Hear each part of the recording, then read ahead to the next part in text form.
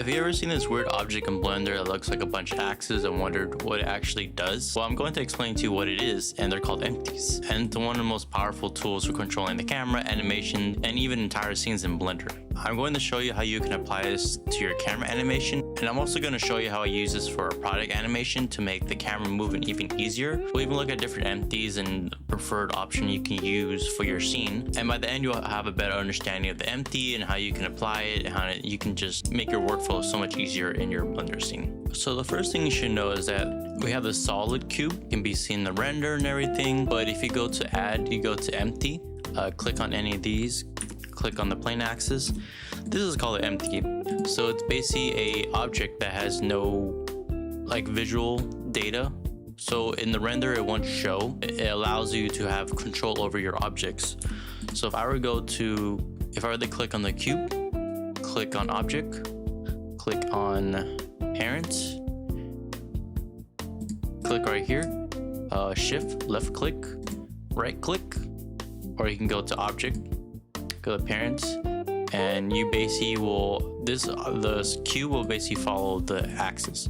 So if I move this, the empty axis will control what the movement of the object is, and if you scale it down, it will allow you to just change the whole transform scale, or to duplicate this by clicking Alt D, which duplicates the object. Now this object will move both of these, and if you're to animate it, so if I were to go to axis, I press I to determine location of the animation, and if I go to a certain point and go here and there, now the animation will just be where the axis is at. And not just the object, but you can also have the camera follow the empty.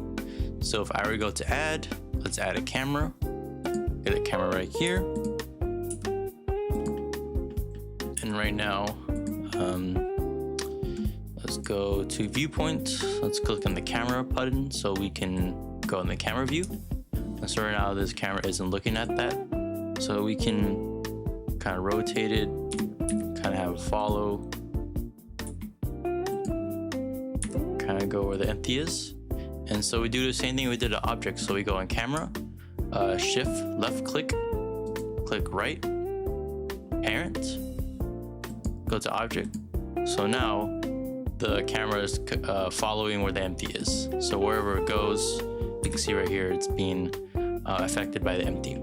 But there's also another way that can be really effective. So if we click on the camera, click right click, go back to parent, and if we click on clear and keep transform, it disconnects the connection to the empty, but keeps the location of where the camera is. Or you can clear parent will just disconnect the location, and the camera will go back to the location it was before it connected to the empty. But I usually like doing a parent and clear and keep transformation, so that's always nice. But one cool option that will make it really easy instead of trying to find the location is if we go to camera add object constraints, and so we're going to click on track 2. So this will have the camera automatically connect to the empty. So we click on the empty right here.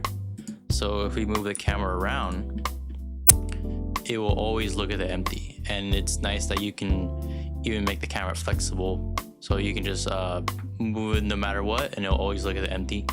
And if you move the empty up and down, it's always going to try to just locate the empty right here. And even the other empties as well, plane axis where you have arrows, they all do the same thing. It just really depends on what kind of object or scene you're trying to go for. So one that's I think is pretty useful is the cube, and here are the other ones. There's the circle one, pretty self-explanatory. There's a sphere.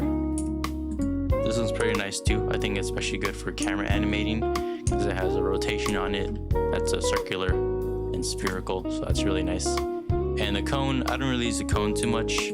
There's the cone, and then there's single arrow. I don't really use single arrow, but if it helps with going to a certain direction, that's always nice to have.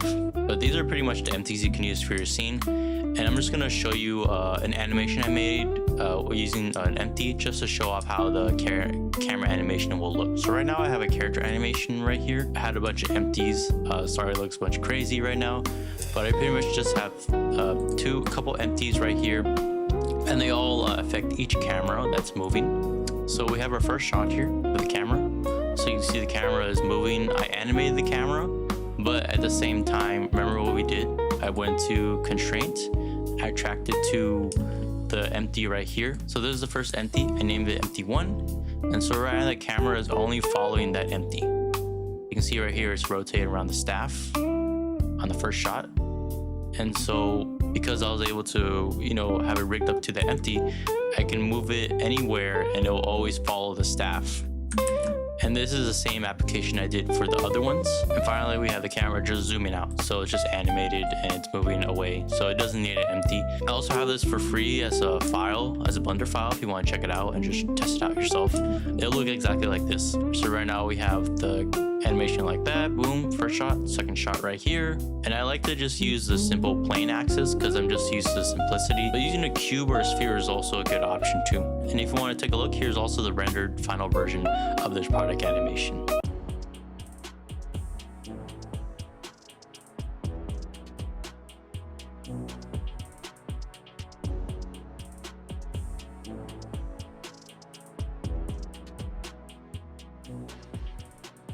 And also, a side note, if you even want to go to empty right here, make a huge cube, scale this up. Let's go like that. And make sure the empty is the last thing to be clicked on. Do right click, go object. So now this empty will control all of it. If you want to just control everything at once and just have the empty be in control of everything. But that would be it for the empties in the animation. It's a really great way to help with product animations and everything. And if you guys had any other questions on the empties as well, let me know in the comments below. That'll be it for today, and I hope you guys have a good one.